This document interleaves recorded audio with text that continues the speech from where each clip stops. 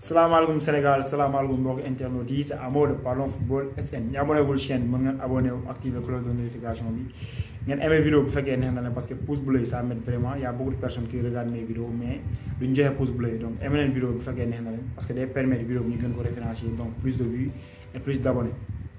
Alors tey nag si classe boobu la ñuy wax defoon naa vidéo avant match mooy joxe classement bi ak sama pronostic ñu ko seetaanoon mën naa def lien bi dans la description ak woon liggéey chaîne bi aussi di ngeen ko gis.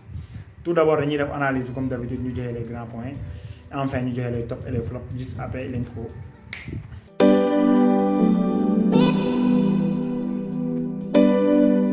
Alors match bi mu démarré dans les 5 premières minutes voire les 10 premières minutes Barça moo yoroon bal bi moo yoroon position bi di dool bal bi de gauche à droite pour pouvoir se créer des occasions et marquer un but. Mais malheureusement pour eux, ils sont tombés dans le piège du Real Madrid. Le Real qui avait un bloc qui était bas, compact, solide et bien coordonné. Barça jëm nañ dugal mais mënuñ dugal ba Real am benn sorte de balle qui était bien fait et bien organisé par Toni Kroos mu relancé Vinicius dem mu dóor ko ci kaw gardien bi il a fait un joli coup Benzema dugal balle bi 1-0. Après ça c'est le Real qui a géré le match moom moo géré le match bi même si gérer match bi taxul même si en possession taxul ñu ne yaa gérer match bi mais gérer le temps faible et le temps fort. Ba à la 20e minute entre 20 et 30 minutes le Barça commence à se réveiller ñu am occasion yu bëri mais malheureusement pour eux Lewandowski manque d'efficacité am na benn balle bu ko Rafinha di ko génneel en retrait en centre je crois un très bon ballon mais malheureusement dugalu ko. Alors bi ñu ñëw si deuxième mi-temps le Real a mené 2-0 en premier mi-temps donc deuxième mi-temps il fallait ñu gérer match bi. Alors le Real est venu en gestion ñu doon gérer match bi mais il y avait un peu de relâchement quoi. Moi je voyais un peu de relâchement parce que équipe boo ko mënee c'est vrai 2-0 c'est suffisant mais boo ko mënee rey ko benn yoon le Real defuñu ko ba à la fin du match je crois à la 83e minute le Barça dugal 2-1 jusqu'à la fin du temps réglementaire le Real am benn penalty ñu dugal. Alors je crois que l'ensemble du match a été dominé par le Real Madrid. L'ensemble du match a été dominé par le Real Madrid du début à la fin, même si Barça a eu quelques occasions, mais ils n'ont pas été efficaces devant, notamment action Lewandowski. Donc, comme nous l'avons dit, le Barça do Real 4-0, c'est le Barça qui a été supérieur. Nous avons mené le Real, mais le Barça a accepté le Real, que ce soit techniquement, tactiquement, physiquement. Real moo ne au-dessus de l'FC Barcelone donc le supporter il faut l'accepter. Loolu moo may indi ci premier point penalty bi c'est vrai penalty bi bu fekkee l'arbitre avait sifflé du am scandale mais sifflé bu amul scandale aussi parce que l'action était légère même si en vitesse réelle buñ la laalee da ngay gaaw a déséquilibré boo nekkee di daw mais penalty bi arbitre sifflé ko mais y a pas de scandale parce que Lewandowski aussi l'a cherché mais su ko sifflé aussi du am scandale aussi. Voilà, donc supporter Barça, il faut accepter la défaite et savoir et accepter que le Real était au-dessus de l'FC Barcelone ce soir. Donc, mon deuxième point, le Real a fait du Real comme d'habitude. Ils ont maîtrisé le match du début à la fin. Ils sont là, toujours présents face à des grandes équipes, notamment en Ligue des Champions, comme l'année passée. Cette année aussi, c'est pareil. Ils maîtrisent souvent le match. Même si après trêve internationale, ce match c'était un peu difficile.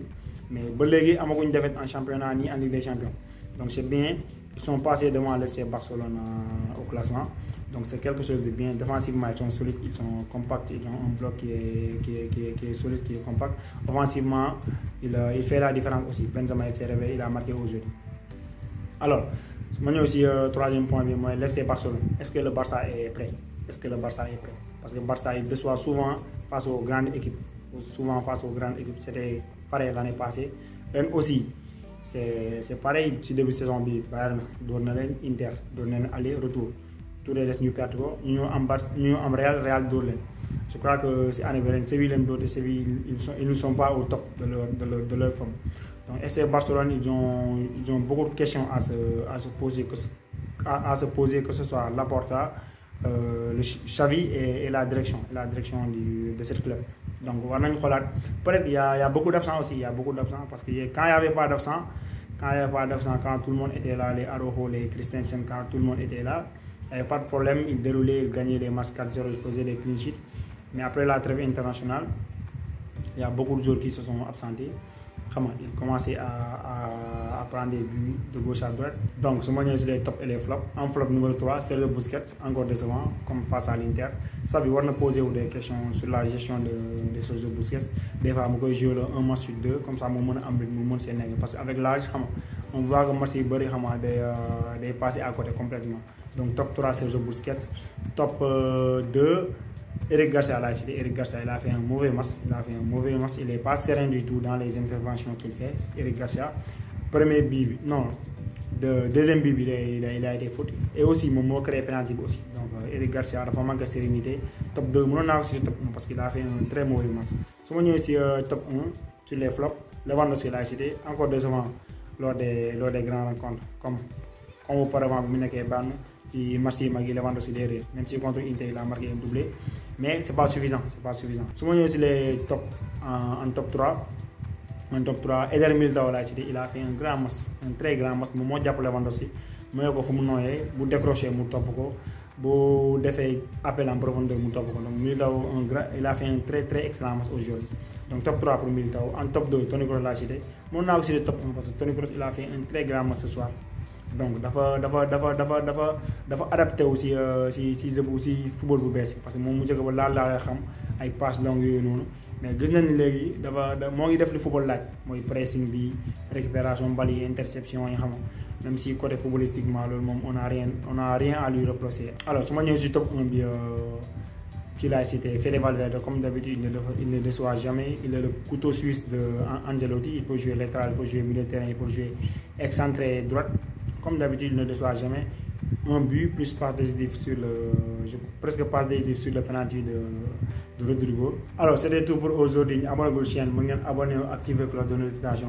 Aimez la vidéo comme nous l'avons dit au début de la vidéo. Partagez aussi dans vos différents réseaux sociaux. C'était Amo de Parlons Football. Restez en santé et merci pour tout.